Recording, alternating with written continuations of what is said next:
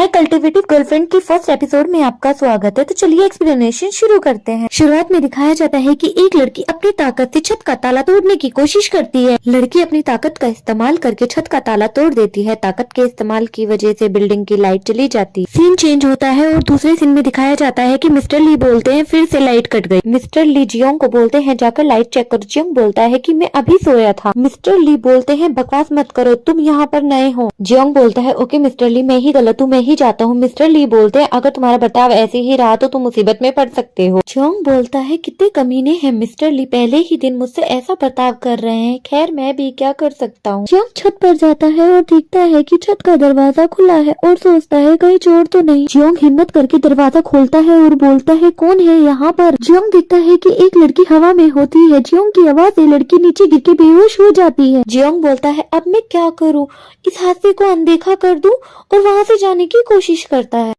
Jeong बोलता है TV में फर्स्ट एड ऐसे ही देते हैं, मैं कुछ गलत नहीं कर रहा। फिर सोचता है मैं एक जेंटलमैन हूँ, मैं ऐसा नहीं कर सकता, मैं किसी बेहोश लड़की का फायदा नहीं उठा सकता। खैर छोड़ो, लड़की की जान बचाना जरूरी है और वो बेहोश लड़की को किस कर लेता है। लड़की सोचती है कि मैं तो ट्यूबलेशन से गुजर रही थी तभी किसी ने मुझे टोक दिया। मॉम रुक जाइए, मुझे छोड़कर मत जाइए मॉम। होश में आते ही लड़की को तेज से धक्का मारती है और गुस्से से देखती। जियोंग बोलता है मैं तुम्हें समझाता हूँ, गलत मत समझना, मैंने तुम्हारी जान बचाने के लिए अपना पहला कीमती किस खोया है। बोलता है जिस थाली में खाया हो उसी में छेद कर रही हो। लड़की बहुत गुस्से में होती है और बोलती है तुम्हारा पहला किस, क्या मेरा पहला किस जरूरी नहीं है। जियोंग बोलता है हम दोनों एक जैसे हैं, किसी का किसी पर कोई कर्जा नहीं है। लड़की उसके एक थप्पड़ मार देती है और वहाँ से चली जाती है। चलते चलते लड़की सोचती है कि मैं इतनी लापरवाह कैसे हो सकती हूँ, अच्छा हुआ उसने ट्यूबलेशन नहीं देखा। कल्टिवेटिव की दुनिया में जंगली कानून चलते हैं, यहाँ आम इंसान को मौत के सिवा कुछ नहीं मिलेगा। अचानक से लड़की देखती है कि उसकी पावर्स कम होने लगती है और वो बोलती है कि अगर मैं ट्यूबलेशन में असफल रही तो कल्टिवेटिव का लेवल इतना कम नहीं होना चाहिए, अगर ऐसा ही चलता रहा तो मेरी सालों की मेहनत बर्बाद हो जाएगी। नहीं ऐसा नहीं हो सकता, मुझे कुछ करना होगा। जियोंग का सीन दिखाया जाता है, उसे अचानक से बहुत गर्मी लगने लगती है। सुबह का सीन दिखाया जाता है और जियोंग बोलता है कि मुझे पहले से बेहतर महसूस हो रहा है, मुझे पहले से ज्यादा साफ दिखाई दे रहा है। तभी वहाँ से मुझे गुजरती है और जियोंग बोलता है कि ये लड़ाकू लड़की। मुझे वहाँ से जा रही होती है तभी उसके पास एक लड़का आता है और उसे फूल देता है। मुझे उसे देखती भी नहीं और आगे चली जाती है। जियोंग ये सब देखता है और बोलता है कि इस लड़ाकू लड़की के भी फॉलोवर्स है। अचानक से आसमान में एक आकाशवाणी होती है, उसमें एक लड़का बोलता है कि एक और नया कल्टिवेटिव, चलो इसकी ताकत को आजमाते। दूसरा लड़का मुझे को बोलता है कि आज मैंने मूवी की 2 टिकटें बुक करी है, तुम मूवी देखने मेरे साथ चलोगी क्या। मुझे बोलती है मैं मूवी तो देखना चाहती हूँ लेकिन आज मेरी क्लास है। जियोंग कहता है ये कैसी घटिया मूवी है, कौन देखेगा ऐसी बेकार मूवी। जियोंग की पावर चेक करने के लिए लड़की के ऊपर बोर्ड गिरा देते हैं। जियोंग ये सब देखता है और बोलता है कि हर जॉब बोर्ड गिरने वाला है। लड़की कॉल पर बिजी होती है और वह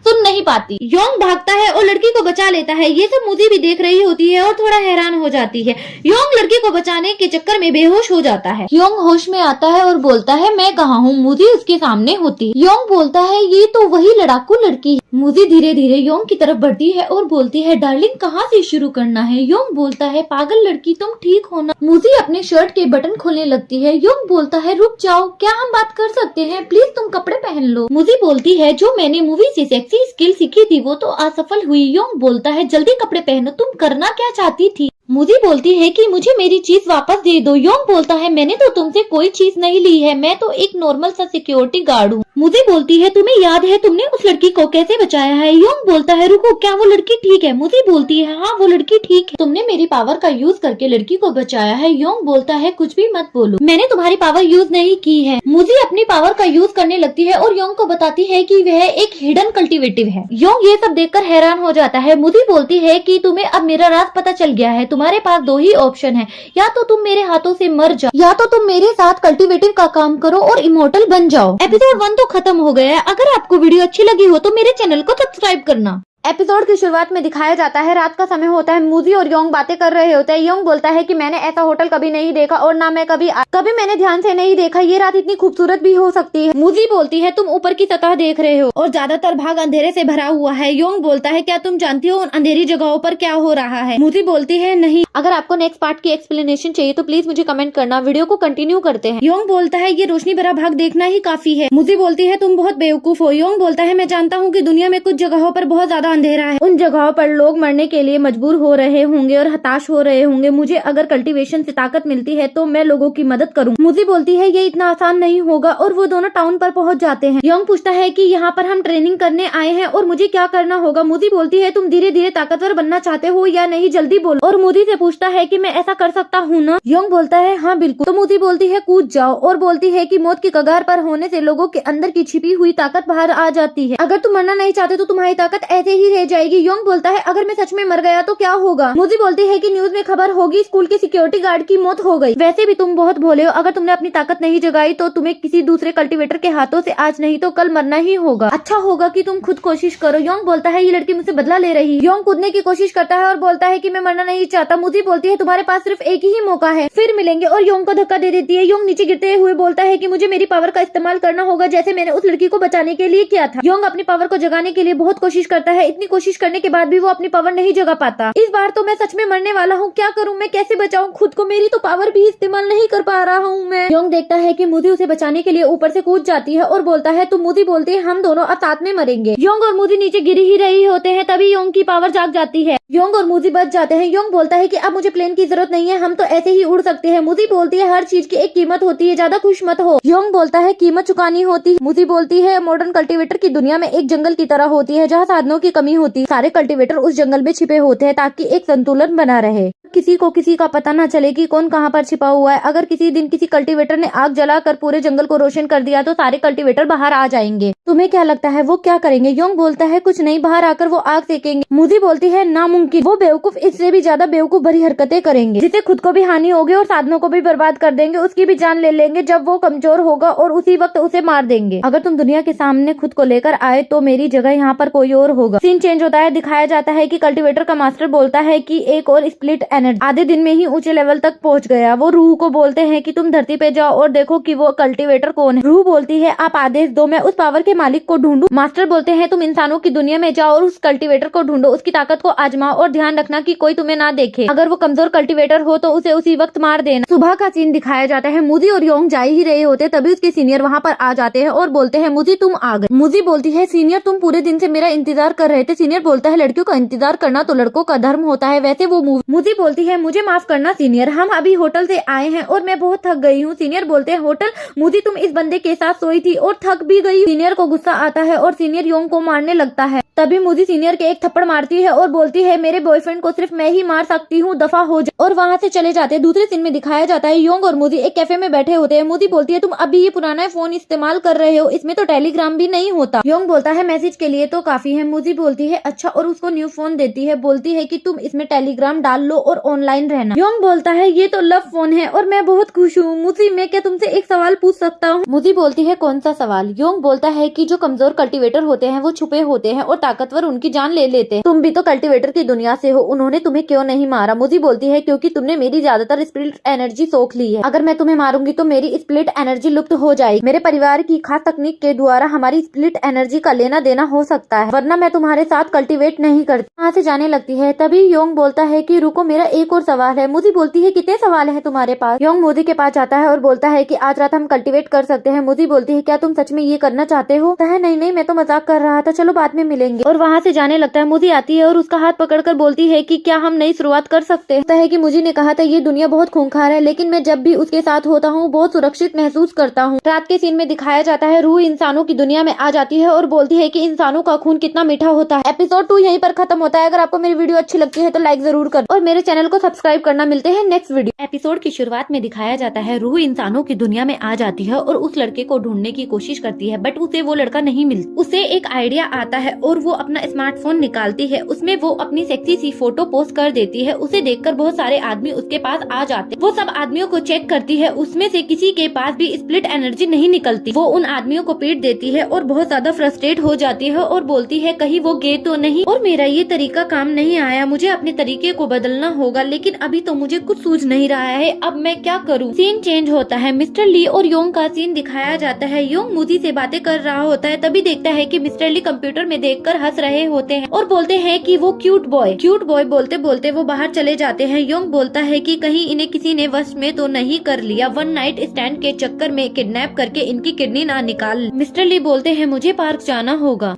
वो भी उनके पीछे चला जाता है। अगर आप आगे के पार्ट की एक्सप्लेनेशन चाहते हैं तो आप मुझे कमेंट कर सकते हैं। वीडियो को कंटिन्यू करते हैं। वो पार्क में पहुंच जाते हैं और यू को देखकर क्यूट बॉय बोलने लगते हैं। यू उन्हें चेक करती है, उनमें भी उसे स्प्लिट एनर्जी नहीं मिलती और वो वहाँ से जाने लगती है। मिस्टर ली उसे पीछे से टच करते हैं। रू को गुस्सा आता है और वो मिस्टर ली को मुक्का मार देती है। ये सब योंग देख रहा होता है। मिस्टर ली नीचे गिरने ही वाले होते हैं। योंग उसे बचा लेता है। रू बोलती है कि मैं तुम्हें ही ढूंढ रही थी। मिस्टर ली बोलते हैं कि तुम कितने क्यूट हो। योंग बोलता है मिस्टर ली आप क्या कर रहे हो, मुझे छोड़। मिस्टर ली योंग का पीछा नहीं छोड़ते और बोलते हैं कि तुम कितने क्यूट हो, तुम मेरे लिए ही आए हो। योंग बोलता है मिस्टर ली होश में आओ, तुम मुझसे दूर हो जाओ। रू मिस्टर ली को अपने वश से आजाद कर देती है। मिस्टर ली होश में आने के बाद बोलते हैं यू तुम यहाँ क्या कर रहे हो। योंग बोलता है नहीं मिस्टर ली आप गलत समझ रहे हो। मिस्टर ली बोलते हैं कि योंग तुम बहुत क्यूट हो और तुमने बोला था कि तुम एक क्यूट लड़के से मिलने जा रहे हो। योंग बोलता है कि वो मेरे पीछे खड़ा है। मिस्टर ली बोलते हैं कि तुम्हारे पीछे तो कोई नहीं। मिस्टर ली बोलते हैं कि तुम्हारे इरादे क्या हैं, मुझे खुलकर बता दो, छिपाओ मत मुझसे। मैं तुम्हें पसंद करता हूँ और मुझे थोड़ा बहुत एक्सपीरियंस भी है, मैं तुम्हें अपना एक्सपीरियंस भी बता सकता हूँ। मिस्टर ली बोलते हैं कि वो शर्मा गया है, वो कितना क्यूट है, कितना प्यारा है। योंग बोलता है कि मुझे माफ करना, मैं ऐसा लड़का नहीं हूँ। मिस्टर ली की ये बातें सुन के योंग वहाँ से भाग जाता है। योंग बोलता है कि आजकल खूबसूरत लड़के सुरक्षित नहीं है, यहाँ तक कि ओल्ड मिस्टर ली भी मुझे पसंद करते हैं, मुझे छत पर जाकर मुझी से मिलना होगा। रू योंग को भी वश में कर लेती है। रू खुद को रानी समझने लगती है और बोलती है कि तुम मेरे हो, कितने प्यारे हो मेरी योंग। और योंग उसके वश में आकर छत पर आ जाता है। रू बोलती है कि ये छत कितनी प्यारी है। योंग बोलता है कि मैंने इतनी खूबसूरत लड़की कभी नहीं देखी, तुम कितनी प्यारी हो, मैंने अपनी जिंदगी का एक खास फैसला किया। यू को प्रपोज करके उसे किस करने की कोशिश करता है। यू गुस्से में उसे मुक्का मार देती है और बोलती है कि तुम कितनी घिनौनी बातें करते हो, मुझसे दूर रहो, और वो अपने वश से उसे आजाद कर देती। योंग वश से बाहर आने के बाद बोलता है मैं कहाँ हूँ, तुम कौन हो, तुम यहाँ छत पर क्या कर रही हो और तुमने मेरे साथ क्या किया है। रू बोलती है कि तुमने थोड़ी देर पहले मुझे प्रपोज किया था। योंग बोलता है तुम क्या बोल रही हो, अगर ये मुझी को पता चला तो वो मुझे जान से मार देगी। रू बोलती है तुम्हारे जैसे का तो मर जाना ही अच्छा। रू योंग को मारने लगती है। योंग बोलता है कि मैं जानता हूँ तुम एक कल्टीवेटर हो, मुझे मुझी ने बताया था कि पुराने कल्टीवेटर नए कल्टीवेटर का शिकार करते हैं। योंग खुद को बचाने के लिए वहाँ से भाग जाता है। रू उसे पकड़ने की कोशिश करती है और योंग की पैंट उसके हाथ में आ जाती है। रू बोलती है तुम कितने गंदे इंसान हो, खुद को बचाने के लिए तुमने अपनी पैंट निकाल दी। योंग बोलता है कि ये मैंने नहीं किया, तुमने ही मेरी पैंट निकाली है। रू को बहुत गुस्सा आ जाता है और वो योंग को मारने लगती है। तभी वहाँ पर मुझी आ जाती है और बोलती है तुम्हारी पैंट कहाँ है। योंग बोलता है कि मैं तुम्हें समझाता हूँ। मुझी बोलती है मुझे बाद में समझाना, पहले तुम अपनी पैंट पहन लो। रू बोलती है कि तुम्हारे बॉयफ्रेंड ने थोड़ी देर पहले मुझे प्रपोज किया था। मुझी योंग की तरफ देखती है और बोलती है प्रपोज। रू बोलती है अब मैं क्या कर सकती हूँ, मैं तुमसे ज्यादा खूबसूरत हूँ। योंग बोलता है कि मैं तुम्हें समझाता हूँ। मुझी बोलती है मुझे समझाने की जरूरत नहीं है, बस तुम अपने घुटनों पर बैठ जाओ, तुम्हें तो मैं बाद में देखती हूँ, पहले तुम्हारी प्रेमिका से निपट लो। एपिसोड 3 यहीं पर खत्म होता है। अगर आपको मेरी एक्सप्लेनेशन अच्छी लगती है तो मेरी वीडियो को लाइक और मेरे चैनल को सब्सक्राइब करना। Thank you.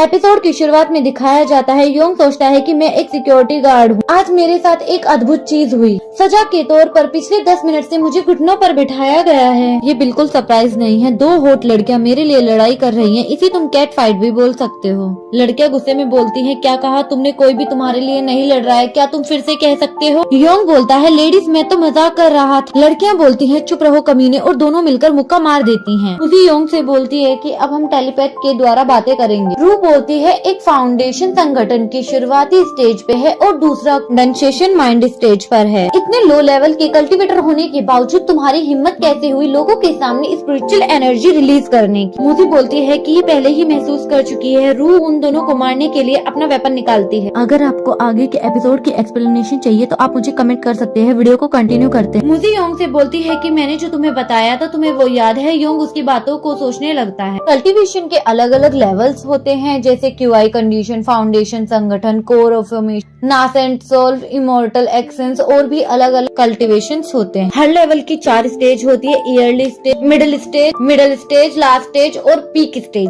Her her stage में जमीन आसमान का फर्क होता है। ताकत में और अंतर को मिटाने के लिए तुम्हारे पास कोई हथियार नहीं हो। तुम किस्मत वाले हो जो हाई लेवल के कल्टीवेटर के वार से भी बच। रू बोलती है लगता है तुम दोनों अपनी मेंटल थेरेपी का यूज करके बातें कर रहे हो। जी बोलती है ये तो फाउंडेशन संगठन की स्टेज पर है, हम दोनों इसे मिलकर रोक नहीं पाएंगे। और रू और मूजी के बीच में एक जबरदस्त फाइट स्टार्ट हो जाती है। मूजी के वार से रू गिर जाती है। मूजी योंग को बोलती है कि तुम यहाँ से जाओ, मैं बाद में आ जाऊंगी। योंग बोलता है कि तुम इसे संभाल तो लोगी। मूजी बोलती है हाँ मैं संभाल लूंगी, तुम यहाँ से जाओ, मैं तुम्हारे पीछे आती हूँ। रू मूजी को बोलती है कि मरते वक्त भी तुम दोनों के पास बकवास करने का टाइम है। और मूजी को बोलती है कि अब देखते हैं तुम दोनों में कितना प्यार है। और वो मूजी पर वार कर देती है और बोलती है कि जितना तुम दोनों में प्यार होगा मारने में उतना ही मजा आएगा। वो हिम्मत नहीं हारती, रू के वार को बार बार रोकती है और सोचती है कि योंग यहाँ से बचकर चला गया। सोचता है कि उन दोनों के लेवल में तो बहुत अंतर है, फिर वो रू के वार से कैसे बच पाएगी। सीन चेंज होता है और मास्टर का सीन दिखाया जाता है। मास्टर के हाथों से खून बह रहा होता है और वो बोलता है कि ये तो बस शुरुआत है, ये तो बहुत अद्भुत चीज है। रू तो मेरी कीमती डिसेबल है और सोचता है कि इस मिशन के खत्म होने के बाद में मैं उसे ताजा खून चखवाऊंगा। कोर फॉर्मेशन की स्टेज पर मैं पहुंचने वाला हूँ। वो खून को चखकर बहुत खुश होता है। दूसरी तरफ रू और मूजी का सीन दिखाया जाता है। सोचती है कि मैं इससे ज्यादा देर नहीं लड़ पाऊंगी, मेरा लेवल भी कम है। और वो नीचे गिर जाती है। रू उसके पास आती है और बोलती है कि तुम कम लेवल के कल्टीवेटर मुझसे फाइट करोगे, तुम मुझसे जीत नहीं पाओगे, उससे नफरत करो। बोलती है कि वो कमीना तुम्हें यहाँ मरने के लिए अकेला छोड़ गया। मूजी बोलती है मैं उससे नफरत नहीं कर सकती। रू बोलती है कि तुम उसके टुकड़े टुकड़े करोगी या नहीं। मूजी बोलती है कि तुम जैसे लोग नहीं समझ पाओगे। रू को गुस्सा आ जाता है, वो मूजी पर वार करती है। मूजी बोलती है ये मेरा अंत है। तभी वहाँ पर योंग आ जाता है और वो रू के वार को अपने ऊपर ले लेता है। मूजी बोलती है बारिश हो रही है कि वो आंखें खोलकर ऊपर योंग का खून उसके ऊपर गिरता है। योंग मूजी के कंधे पर गिरता है। मूजी बोलती है तुम यहाँ वापस लौट कर क्यों आए। योंग बोलता है कि मैं तुम्हें मरने के लिए नहीं छोड़ सकता, तुम्हारा लेवल भी कम था, तुम इसे ज्यादा देर तक नहीं रोक सकती थी, तुमने मुझसे झूठ क्यों बोला, तुम्हें क्या लगा मैं तुम्हें यहाँ मरने के लिए अकेला छोड़ दूंगा। मूजी अपनी पुरानी यादों में चली जाती है जहाँ उसकी मम्मी उसे बताती है कि जिस भी आदमी से तुम शादी करोगी वो तुम्हें बहुत सारी खुशियाँ दे और जब तुम्हें कोई चोट पहुँचाने की कोशिश करेगा तो वो सामने खड़े होकर तुम्हारी रक्षा करेगा, तुम्हारा ख्याल बहुत ज्यादा अच्छे से रखेगा, बिल्कुल इस पेड़ की तरह। योंग बोलता है कि मैं मरते दम तक तुम्हारी रक्षा करूंगा। मूजी बोलती है कि मेरी सारी खुशियाँ तो तुमसे ही है। तभी रू को गुस्सा आ जाता है और वो योंग को लात मारकर दोनों को अलग कर देती है। मूजी योंग के पास आती है और बोलती है कि तुम हिम्मत रखो, तुम्हें कुछ नहीं होगा, प्लीज तुम मरना मत। तभी वहाँ पर रू आती है और बोलती है कि मैं तुम दोनों को एक साथ ऊपर पहुँचा दूं। सीन चेंज होता है, योंग एक अलग ही दुनिया में पहुँच जाता है और वहाँ उसे एक लड़का दिखता है जो बोलता है कि लगता है दोस्त तुम यहाँ गलती से आ गए हो और जिंदगी और मौत के बीच में लड़ रहे हो। योंग बोलता है मिस्टर क्या आप नेदरवर्ल्ड या ऑक्साइड के फोर्स हेड हो। वो लड़का बोलता है कि मैं ली जुआन जी। योंग बोलता है योंगजुएन तुम बहुत क्यूट हो। लिजुआन बोलता है कि हम दोनों का मिलना एक किस्मत का खेल हो सकता है और वो अपनी तलवार निकालता है और बोलता है कि चलो मैं तुम्हारी मदद कर देती। योंग उसकी तलवार देखकर डर जाता है और बोलता है कि आपके हाथ में जो वो हथियार है वो डार्क स्काई है। लिजुआन बोलता है कि क्या कहा तुमने, तुम इस तलवार को जानते हो, तुम्हारी तो स्पिरिट एनर्जी भी मेरी जैसी ही है। बोलता है कि तुम्हारे अंदर तो ली क्लैन का खून भी नहीं है, लगता है तुम मेरे किसी वंशज के कल्टीवेटर के पार्टनर हो। योंग बोलता है मुझे मूजी ने बताया था कि उनके पूर्वजों ने आसमान को काट कर डार्क स्काई नाम का हथियार बनाया था। सोचता है कि शायद ये वही हथियार है, मुझे मूजी के नाम का इस्तेमाल करना चाहिए। और योंग बोलता है कि मिस्टर ली मुझे आपसे मिलकर बहुत खुशी हुई, मैं मूजी का हस्बैंड हूँ। लिजुआन बोलता है कि तुम ली मूजी के पार्टनर हो, मुझे तो लगा ही था तुम मेरे वंशज के कल्टीवेटर पार्टनर हो। और बोलता है कि बहुत खूब, तुमसे मिलकर बहुत अच्छा लगा, मैं तुम्हें एक तोहफा देता हूँ। योंग बोलता है कि ये सच में उसके पूर्वज है, इन दोनों का इंट्रोड्यूस करने का तरीका भी एक जैसा है। लिजुआन योंग को त्यान मोती देता है और उसे बताता है कि इसमें पूरी 3 लेयर्स है और उसे बताता है कि ये मुझे आज से कुछ साल पहले मिला था, मैंने इन बीट्स में कुछ ऐसा डाला है जो तुम्हारी मदद करेगा। मेरी स्पिरिचुअल एनर्जी खत्म हो रही है, मैं तुम्हारी इससे ज्यादा मदद नहीं कर सकता, लेकिन तुम एक बात याद रखना, तुम वापस जाने के बाद में 1 मिनट तक ही टिक पाओगे। लिजुआन वहाँ से चले जाते हैं। योंग बोलता है कि मुझे आपसे एक सवाल पूछना था। लिजुआन बोलता है कि तुम वापस जाने के बाद में तुम्हें तुम्हारी पावर्स मिल जाएगी और वो वहाँ से चले जाते हैं। योंग बोलता है कि मेरा ये सवाल था कि मैं इन बीट्स का कैसे इस्तेमाल करूँ, मुझे तो कुछ भी नहीं पता। मूजी का सीन दिखाया जाता है, मूजी योंग को याद कर रही होती है, तभी एक पावर आता और उस पावर से योंग निकलता है और मूजी को बचा लेता है। एपिसोड 4 यहीं पर खत्म होता है। अगर आपको मेरी वीडियो अच्छी लगती है तो वीडियो को लाइक और चैनल को सब्सक्राइब करना। Thank you. एपिसोड की शुरुआत में दिखाया जाता है योंग मूजी की जान बचा लेता है। रूह ये सब देखकर बोलती है कि इसकी स्प्लिट पावर कैसे बढ़ रही है, इसका तो फाउंडेशन कोर भी बढ़ता ही जा रहा है। इस लेवल के साथ मैं इससे नहीं लड़ सकती, इस तरह तो मैं इससे मारी जाऊंगी। क्या इसकी पावर मेरे मास्टर से भी ज्यादा? रूह योंग को मारने के लिए अपनी तलवार निकालती है और योंग पर वार करती है। योंग की पावर के सामने रूह की तलवार टूट जाती है और वो नीचे गिर जाती है। और अब मेरी मैजिक तलवार भी टूट चुकी है। मुझे नहीं लगता है कि अब मेरे पास कोई उम्मीद बची है। और वो नीचे गिरने की कोशिश करती है। मुझे उसे नीचे गिरने से रोकती है, लेकिन वो उसकी बात नहीं सुनती और नीचे गिर जाती।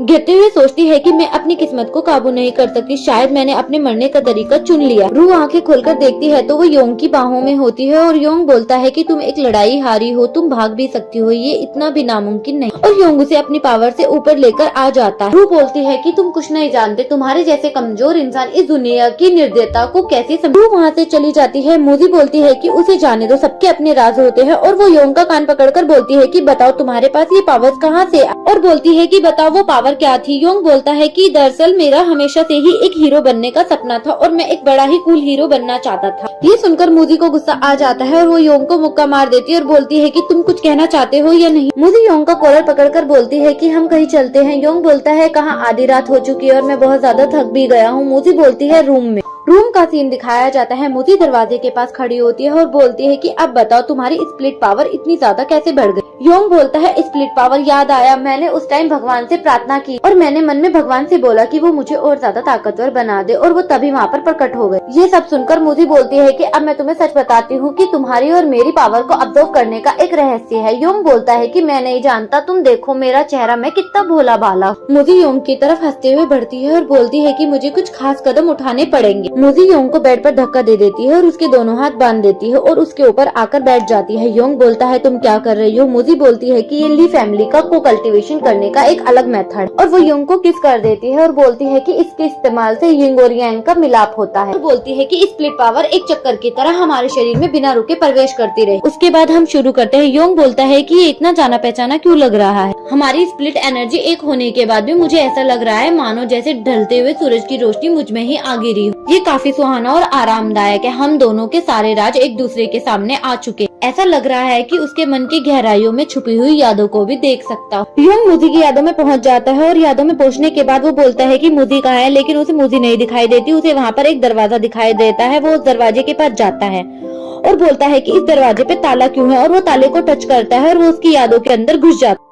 जहाँ उसे एक छोटी सी बच्ची रोते हुए दिखाई। मूजी भी योंग की मन की गहराइयों में जाने की कोशिश करती है और बोलती है कि मुझे बस इसके थोड़े ही नजदीक, और वो बोलती है कि मैं अपनी स्प्लिट एनर्जी के द्वारा उसके सारे राज जान लूं। मूजी योंग की मन की गहराइयों के पास पहुंचती है और बोलती है कि मैं तो इसे हिला भी नहीं पा रही। और वो देखती है और बोलती है कि उसके पास वेपन है, वो जिंदा है। और मूजी एक अलग ही जगह पर पहुंच जाती है जहाँ उसे खून दिखाई देता है और उसके सामने एक आदमी खड़ा होता है जिसके पास तलवार होती है। मूजी सोचती है कि हम तो बहुत पहले ही एक हो गए थे। दूसरी ओर योंग का सीन दिखाया जाता है। योंग ऐसी जगह होता है जहाँ आग लग रही होती है। एकदम से उसकी आँख खुलती है और वो बोलता है कि मूजी कहाँ है, और वो अपने आसपास देखता है सब लोग आग में जल रहे होते। तभी उसे एक आवाज सुनाई देती है जो बोलती है कि मुझे बचाओ। योंग भागकर जाता है और बोलता है कि मैं आ रहा हूँ मूजी तुम्हें बचाने के लिए। और योंग वहाँ पर पहुँच जाता है जहाँ पर एक लड़का होता है और वो उसे देखकर बोलता है कि ये कौन है। तभी एक लड़की बोलती है कि प्लीज रुक जाओ रुक जाओ। वो लड़का बोलता है कि ब्लैक स्काई कहाँ? प्रेजेंट का सीन दिखाया जाता है। मूजी रो रही होती है। योंग बोलता है कि ये तुम्हारा प्रेजेंट था, बड़ा ही दुख से भरा हुआ, और बोलता है कि अब सब ठीक होगा, मैं तुम्हारी रक्षा करूंगा। योंग उठकर अपने कपड़े पहन लेता है। मूजी बोलती है कि ली फैमिली में पूरे 33 लोग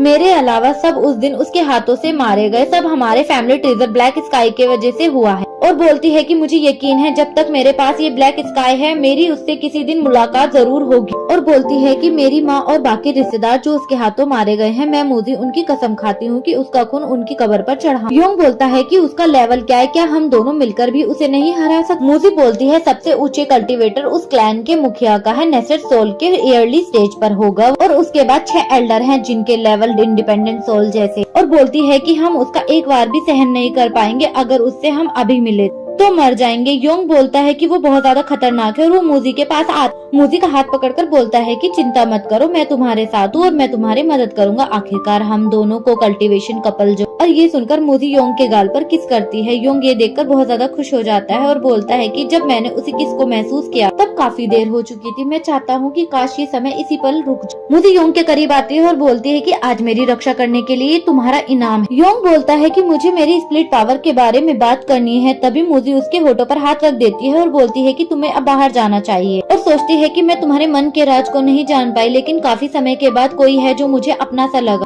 जो मैंने काफी समय से महसूस नहीं किया। और योंग को बोलती है कि काफी रात हो गई है, मैं सोने जा रही हूँ, तुम घर वापस चले जाओ। योंग बोलता है कि वापस जाओ। मूजी उसे मुक्का दिखाती है और ये देखकर वो डर जाता है और बाहर चला जाता है और बोलता है कि काफी रात हो चुकी है। रास्ते पे चलते हुए गाना गाता है और चांद को देखकर बोलता है कि आज मुझे अकेले ही स्कूल जाना होगा। क्या यही मेरी किस्मत है? अच्छा हुआ उसने टियान बीट्स के बारे में मुझसे कुछ नहीं पूछा। अपनी जेब में हाथ डालता है और उसे वो बीट्स नहीं मिलते और बोलता है कि वो बीट्स कहाँ गए? मैंने तो वो बीट्स अपनी पॉकेट में ही रखे। रोते हुए बोलता है कि वो मेरा खजाना था, अब मैं बिना उनके कैसे बचाऊंगा मॉडर्न कल्टीवेटर की दुनिया। सीन चेंज होता दिखाया जाता है कि वो अपने घर पर आता है। दरवाजा खोलते ही मिस्टर ली बोलते हैं कि तुम कहाँ थे? तुम्हारे लिए यहाँ पर एक लड़की बहुत देर से वेट कर रही है। मिस्टर ली योंग पर बहुत ज्यादा गुस्सा करते हुए बोलते हैं कि ये कोई जगह है लड़कियों को बुलाने की? अगर ये तुम्हारी फियोंसे है तो तुम्हें इससे बाहर मिलना चाहिए, तो तुम्हें अपनी फियोंसे को यहाँ पर नहीं बुलाना चाहिए। योंग लड़की को देखता है और अचानक से चिल्लाता है। लड़की बोलती है, हाय डार्लिंग, मैं तुम्हारा कब से वेट कर रही हूँ, तुम इतनी देर से कहाँ थे? ये देखकर योंग की नाक से खून निकल जाता है। एपिसोड 5 यहीं पर खत्म होता है। अगर आपको मेरी एक्सप्लेनेशन अच्छी लगती है तो वीडियो को लाइक और चैनल को सब्सक्राइब करना। Thank you.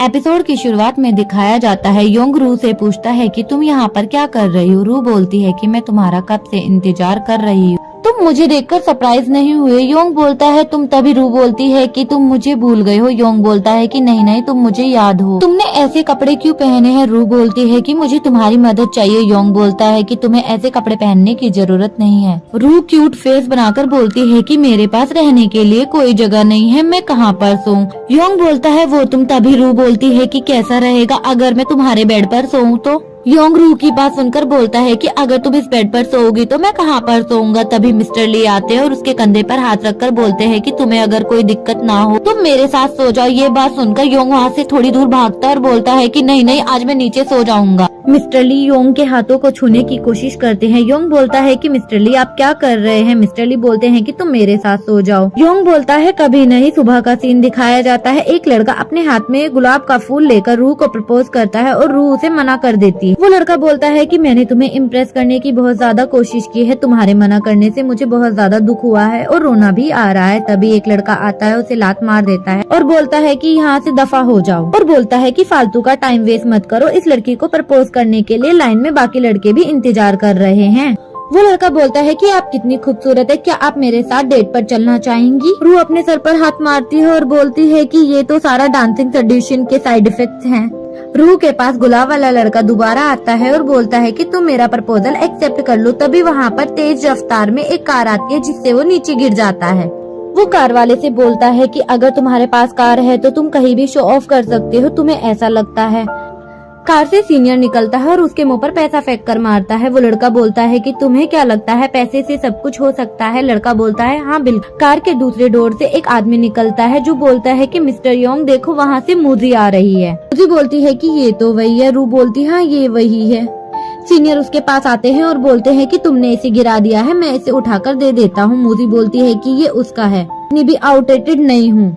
सीनियर अंगूठी को हाथ में उठाकर मूजी से बोलते हैं कि क्या तुम मेरे साथ डेट पर चलना चाहोगी? मूजी बोलती है कि तुम्हें हमेशा मेरी रक्षा और मेरी जिंदगी भर ख्याल रखना होगा, तभी तुम मेरे बॉयफ्रेंड बनने के लायक बनोगे। मुझे लगता है कि वो ठरकी लड़की तुम्हारे लिए बिल्कुल ठीक है। सीनियर रू की तरफ देखते हैं। रू बोलती है कि मेरा बॉयफ्रेंड बनने के लिए इसे पूरी जिंदगी मेरी रक्षा करनी होगी और मेरा ख्याल रखना होगा। तभी वो फूल वाला लड़का आता है और बोलता है कि मैं ये सब करने के लिए तैयार हूँ। को गुस्सा आता है और वो उसको मुक्का मार देती है और बोलती है कि जो सामने से लड़का आ रहा है वो ही मेरा बॉयफ्रेंड बनने के लायक है। सामने से योंग आ रहा होता है और वो सोचता है कि मैं मूजी को ये सब कैसे समझाऊंगा। तभी वो रू और मूजी को देखता है और बोलता है कि तुम दोनों यहाँ पर क्या कर रही हो। मूवी बड़े प्यार से बोलती है कि मैं तो बस तुम्हारे साथ मूवी देखना चाहती थी। रूह बोलती है कि मुझसे पहले हमले की कोशिश। तभी वो योंग के गले लग जाती है और बोलती है कि डार्लिंग मैं भी तुम्हारे साथ मूवी देखने के लिए चलूंगी।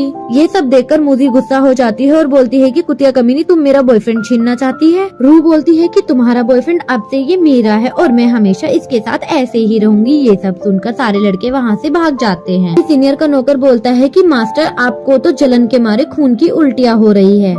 रूह और मूदी योंग को खींचती है। रूह बोलती है कि ये मेरा है। मूदी बोलती है कि सीनियर बोलता है उस कमीने ने फिर से मुझसे मेरी बंदी को छीन लिया। सीनियर गुस्से में बोलते हैं कि मैं कसम खाता हूँ अगर मैंने इसको सबक नहीं सिखाया तो मैं अपना नाम आज से उल्टा लिखूंगा। नौकर बोलता है कि मास्टर इससे उसे कोई फर्क नहीं पड़ने वाला। सीन चेंज होता है और मूवी हॉल का सीन दिखाया जाता है। वो तीनों बैठकर साथ में मूवी देख रहे होते हैं। वो दोनों बोलती है कि योंग मेरा है। मूवी में एक डरावना सीन आता है जिसे देखकर मूवी डर जाती है और योंग के हाथ को कस के पकड़ लेती। तभी रूह बोलती है कि ये तो बेवकूफ एक्टिंग कर रही है। मूवी बोलती है कि तुम्हें तो एक्टिंग भी नहीं आती, तुम्हारी हिम्मत कैसे हुई मेरे योंग को मुझसे छीनने की। रूह गुस्सा हो जाती है और बोलती है कि तुमने मुझे अपनी चाल चलने पर मजबूर कर दिया है और वो योंग को किस कर देती है। ये देखकर मूवी और ज्यादा किलस जाती है और बोलती है इस नीच इंसान की इतनी हिम्मत कैसे हुई कि इसने मेरे योंग के गाल पर किस की और मैं इससे हार नहीं सकती। तभी वो भी योंग को किस करने की कोशिश करती है। योंग सीट से नीचे हो जाता है। मूवी और रूह की लिप किस हो जाती है। तभी जो पीछे बैठे होते हैं वो बोलते हैं कि क्या मजेदार सीन है, ऐसी मूवी को तो पक्का ही ऑस्कर मिलेगा। मूवी खत्म हो जाती है। वो तीनों बाहर आते हैं। मॉल के बाहर आने के बाद योंग बोलता है कि बारिश हो रही है, तुम मेरी शर्ट ले लो। योंग शर्ट उतार।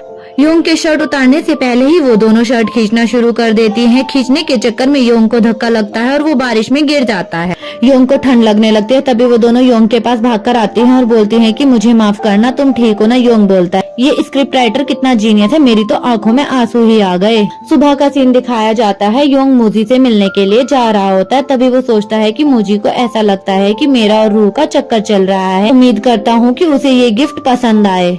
थोड़ी दूर चलने के बाद में योंग को सीनियर मिलता है। सीनियर बोलता है कि तुम्हारी हिम्मत कैसे हुई मेरी बंदी छीनने के लिए, अब मैं तुम्हें सबक सिखाऊंगा। तभी पीछे से उसका नौकर बोलता है कि यंग मास्टर आप पूरे स्कूल के लड़कों की तरफ से इससे बदला ले रहे हो। सीनियर बोलता है कि मैं किसी की भी बदला लेने में मदद नहीं करता, बस मैं अपना नाम उल्टा लिखना नहीं चाहता। तभी नौकर बोलता है कि आप अपना नाम कैसे भी लिखो वो तो वही रहेगा। सीनियर बोलता है कि उस लड़के के हाथ पैर तोड़ दो। लड़के मिलकर बोलते हैं कि आप चिंता मत करो बॉस, इस काम में तो हम माहिर हैं। लड़के मिलकर योंग से बोलते हैं कि तुम जानते हो तुमने किससे पंगा लिया है। योंग बोलता है कि मैं नहीं जानता।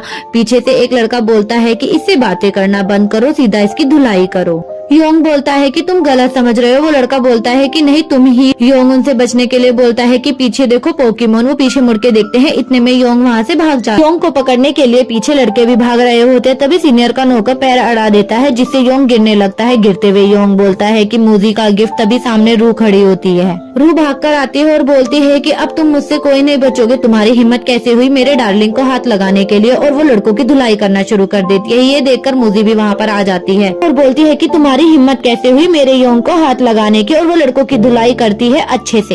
एक लड़का बोलता है कि इन लड़कियों को मारो। तभी वो दोनों मिलकर उन लड़कों की छुट्टी कर देती हैं। वो दोनों योंग के पास आती हैं और मूजी पूछती है कि योंग तुम ठीक हो। रूह पूछती है कि डार्लिंग तुम्हें चोट तो नहीं लगी कहीं। मूजी बोलती है कि मैं तुम्हारी रक्षा करूंगी, चिंता मत करो। ये सब सीनियर देख रहा होता है और उसे बहुत ज्यादा दुख होता है। उसका नौकर बोलता है कि तुम्हें फिर से खून की उल्टियाँ हो रही है मास्टर यंग। सीनियर बोलता है कि मुझे पता है और मेरे साथ ये तो नाइंसाफी है, भगवान मेरे साथ ऐसा कैसे कर सकते हैं, अब मुझे मेरा नाम उल्टा लिखना पड़ा। नौकर बोलता है कि कोई बात नहीं, आप चिंता मत करो, रोना बंद करो, आपका नाम तो वही रहेगा, आप सीधा लिखो या उल्टा। योंग बोलता है कि मैं तो ठीक हूँ लेकिन मुझे चिंता गिफ्ट की हो रही थी, लेकिन गिफ्ट गिरने के बाद भी नहीं टूटा, ये बहुत अच्छी बात है। और वो मूजी को गिफ्ट दे देता है। मूजी गिफ्ट खोलकर देखती है फिर योंग की तरफ देती है। योंग बोलता है कि पहली बार मैंने किसी के लिए गिफ्ट खरीदा है, मुझे गिफ्ट खरीदने का अनुभव नहीं, मुझे लगा लड़कियों को चिकन तो पसंद आता होगा। मूजी पीछे मुड़ जाती है। तभी योंग बोलता है कि तुम्हें ये पसंद नहीं आया तो मैं इसे बदलकर कुछ और ले आऊंगा। ये सब देखकर रूह को बहुत ज्यादा दुख होता है और वो वहाँ से चली जाती है। ऊपर उसके मास्टर खड़े होते हैं और बोलते हैं कि रूह मुझे तुमसे ये उम्मीद नहीं थी। एपिसोड 6 यहीं पर खत्म होता है। अगर आपको मेरी एक्सप्लेनेशन अच्छी लगती है तो वीडियो को लाइक और चैनल को सब्सक्राइब करना। Thank you.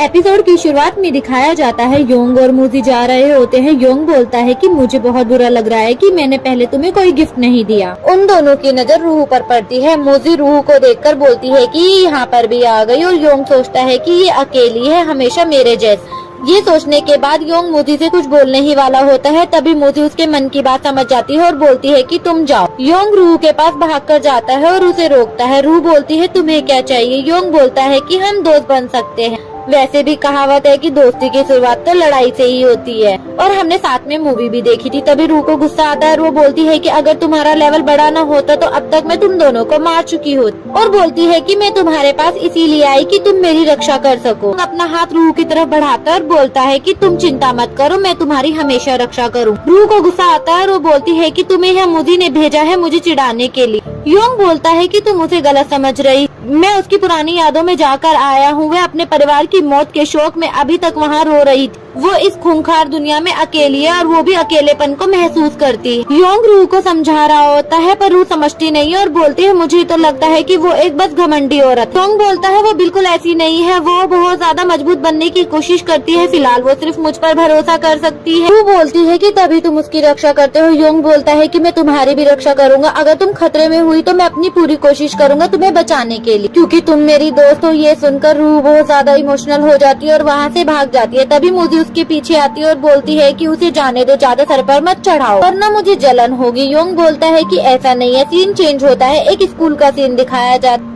एक लड़की एक लड़के को हक करती है और लड़का बोलता है कि ये सब करने का अभी टाइम नहीं है। लड़की बोलती है कि घबराओ मत, यहाँ पर कोई नहीं आएगा और मुझसे अब रहा नहीं जाता। डार्लिंग मुझे किस करो ना। तभी वहाँ पर मास्टर आ जाते हैं और वो दोनों मास्टर को देखकर डर जाते हैं।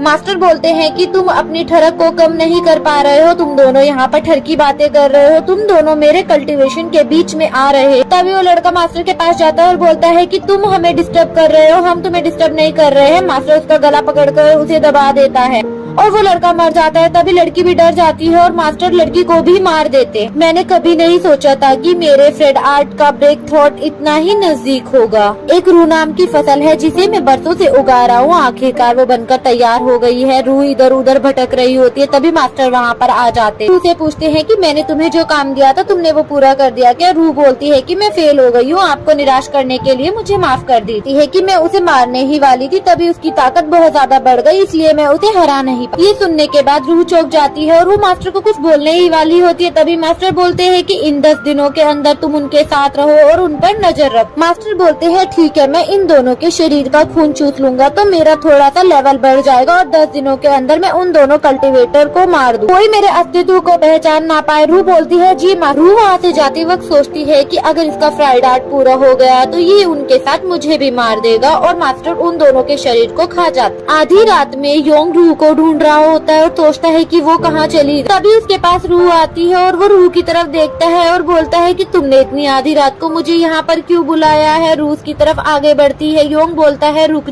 तुमने ऐसे कपड़े क्यों पहने हैं? रूह बोलती है कि तुम्हें मेरे ऐसे कपड़े पहनना पसंद नहीं आया। योंग बोलता है कि मेरा वो मतलब नहीं है। रूह बोलती है तो तुम्हारा कैसा मतलब है? और वो अपनी शर्ट के बटन खोलना शुरू कर देती है। योंग अपनी आंखों पर हाथ ढक लेता है। रूह बोलती है कि तुम मेरा शरीर नहीं देखना चाहते। योंग बोलता है नहीं, तुम ऐसा नहीं कर सकती, मैं सिर्फ मोजी से प्यार करता हूँ और मैं मोजी को धोखा नहीं दे सकती। रूह बोलती है कि तुम भी मुझे अपनाना नहीं चाहते। रूह को गुस्सा आ जाता है। रूह अपनी तलवार निकालती है और योंग पर वार करती है और बोलती है कि तुम भी मुझ पर वार करो। योंग बोलता है कि नहीं, तुम मेरी दोस्त हो, मैं ऐसा नहीं कर सकती। योंग बोलता है रुक जाओ, ऐसा मत करो। रूह बोलती है कि तुमने कहा था तुम मेरी रक्षा करोगे, तुम मेरी रक्षा क्या करोगे? तुम तो खुद की भी रक्षा नहीं कर पा रहे, वरना तुम मेरे हाथों से मारे जाओगे अगर तुमने अपनी एनर्जी का यूज नहीं किया। योंग बोलता है कि मैं अपने दोस्तों से कभी नहीं लड़ूंगा। रूह बोलती है कि फिर तुम मरो। वो योंग पर हमला करती है लेकिन योंग उस पे पलटवार नहीं करता है तो वो उसके पास जाकर रोती है और बोलती है कि तुमने अपनी स्प्लिट एनर्जी का यूज क्यों नहीं किया। रूह योंग के गले रखकर रो रही होती है। योंग बोलता है कि मैंने अपनी स्प्लिट एनर्जी का यूज तुम सबकी रक्षा करने के लिए किया है और मैं तुम पर इसका वार कभी नहीं करूँगा। योंग बोलता है कि बाहर आ जाओ मोदी, अब सब ठीक है। मोदी बोलती है कि तो तुम्हारी लवर भी है, तुम्हें तो खुश होना चाहिए कि मैंने तुम्हारी जान नहीं ली अभी तक। योंग बोलता है कि कैसी बातें कर रही हो, हम तो सिर्फ दोस्त हैं और वो दोनों दूर हो जाते। तुम चुप रहो, चलो मुझे रूह से बात करनी है। रूह बोलती है कि अगर मैंने तुम दोनों को 10 दिन के अंदर नहीं मारा तो मास्टर तुम दोनों को मार देंगे। योंग बोलता है कि मुझे तुम्हारी मदद चाहिए। रूह बोलती है कि मुझे डर नहीं लगता लेकिन मैं तुम्हें फिर से मारने की कोशिश कर सकती। बोलती है तो तुम कोशिश करके देख लो। रूह बोलती है कि मैं तो तुम्हें यहाँ पर सिर्फ बताने आई थी कि मेरे मास्टर ने तुम्हारी स्पिरिट एनर्जी को महसूस किया था।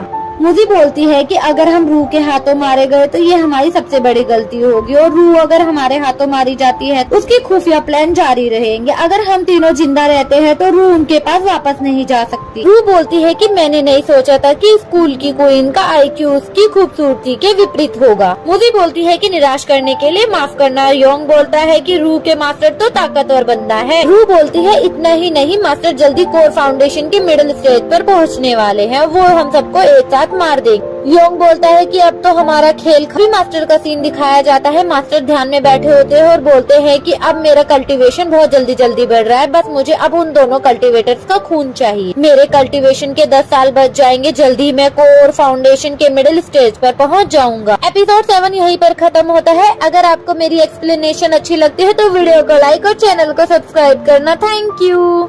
एपिसोड की शुरुआत में दिखाया जाता है कि योंग बोलता है कि हमारी प्रॉब्लम उस इंसान से है जिसने रूह को इतने टाइम से बहकाया हुआ है। क्या तुम उस आदमी के खिलाफ जाना चाहती हो? ये तो नियमों के खिलाफ होगा। तभी मुजी बोलती है कि यह आधुनिक कल्टीवेटिव की दुनिया में जहाँ एक दूसरे के पीठ में छुरा भोंक रहे हैं, वहाँ पर टीचर और स्टूडेंट जैसा रिश्ता है ही नहीं। योंग बोलता है कि तुम अपने मास्टर के साथ बचपन से ट्रेनिंग कर रही होगी। तभी रूह सोच में पड़ जाती है और वो अपने बचपन की यादों में चली जाती है, जहाँ वो बोलती है कि मैं एक छोटे से गाँव में रहती हूँ। और दिखाया जाता है कि छोटी सी रूह लकड़ियां तोड़ रही होती है। तभी उसके पापा आते हैं और उसकी बहुत ज्यादा तारीफ करते हैं। रूह भागकर उनके पास जाती है और उन्हें गले लगा लेती है। उसकी मॉम रूह को लंच देती है और बोलती है कि अपने दोस्तों के साथ खेलते वक्त तुम फिर से अपने कपड़े गंदे मत करना, वरना मैं तुम्हारे को बहुत ज्यादा डांटूंगी।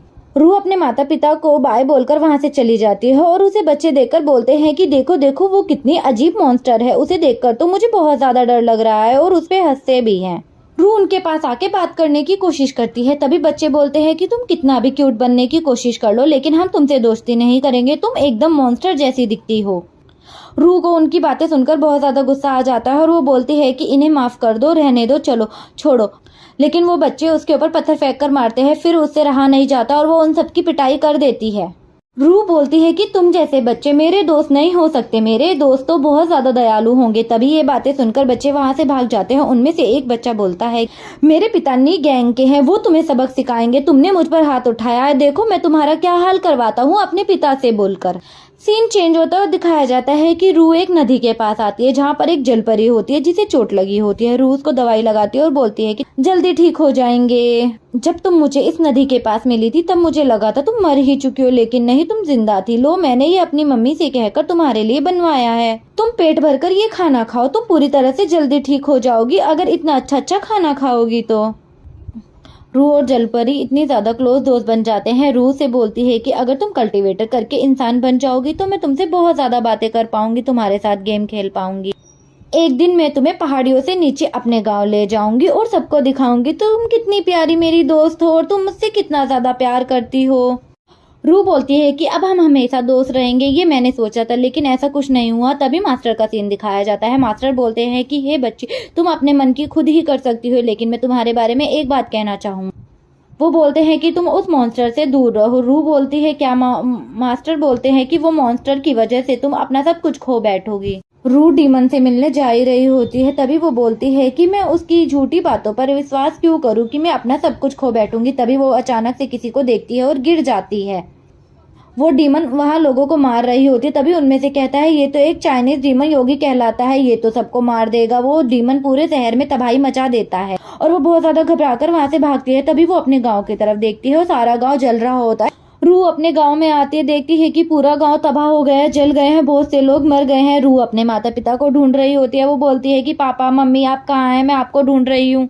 ढूंढते अपने माता पिता के पास पहुंच जाती है और वो उन्हें मरा हुआ देखकर बहुत ज्यादा रोती है और बोलती है कि मेरी गलती है, मेरी वजह से आप लोगों की जान गई है। तभी मास्टर बोलते हैं कि ये सब तो किस्मत का खेल है, जो लिखा था वो तो होना ही था।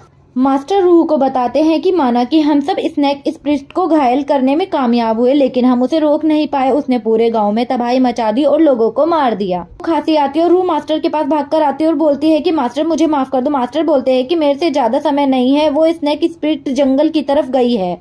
इतनी ही बात बोलते हैं मास्टर, तभी वो जमीन पर गिर जाते हैं। रूह रोकर बोलती है कि ये सब गलती मेरी है, मेरी ही वजह से सब हुआ है। उसे बहुत ज्यादा गुस्सा आता है और वो एक लकड़ी को हाथ में डीमन को मारने के लिए चल देती है। मैं तुम्हें मार दूंगी, मैं तुम्हारे टुकड़े टुकड़े कर दूंगी, तुम्हारी वजह से मेरा सब कुछ खत्म हुआ है, मैं तुम्हें भी खत्म कर दूंगी। वे रू उस स्नेक के जो घर होता है उसके पास आ जाती है और बोलती है कि तुम बाहर आओ, मुझे तुमसे बदला लेना है। तभी वहां से कोई एक आदमी बाहर आता है जो बोलता है कि बच्ची तुम अपनी जान खतरे में क्यों डालना चाहती हो। रू बोलती है स्नेक स्प्लिट तुम्हारी वजह से मेरे गांव में बहुत लोगों की जान गई है और मैंने बहुत कुछ खोया है, मैं तुमसे बदला लेना चाहती हूँ। तभी वो इंसान बोलता है कि मुझे आने में बहुत ज्यादा देर हो गई है। वो बोलते हैं कि मैं उस स्नेक और डीमन से तुम्हारे गांव की रक्षा नहीं कर पाया, लेकिन पूरे गांव के जलने के बाद और मर जाने के बाद भी ये बच्ची जिंदा है और तुम्हें जिंदा ही रहना होगा। को बहुत ज्यादा गुस्सा आ रहा होता है। वो बोलती है कि तुम हट जाओ, लेकिन वो वहां से नहीं हटते तो वो उन्हीं पर वार करती है, जिसकी वजह से वो नीचे गिर जाती है और उसके हाथ से डंडा भी छूट जाता है। तभी मास्टर बोलते हैं कि पूर्णिमा की रात स्नेक स्प्लिट और भी ज्यादा ताकतवर होती है, तुम्हारी जान चली जाएगी अगर तुम मुझसे लड़ाई करने के लिए जाओगी। वो इतनी ज्यादा ताकतवर है कि तुम उसे हरा नहीं सकती, लेकिन ली फायर एक खास हथियार है जिससे तुम उसे हरा सकती हो, लेकिन उसे हासिल करने में तुम्हें थोड़ा समय लगेगा।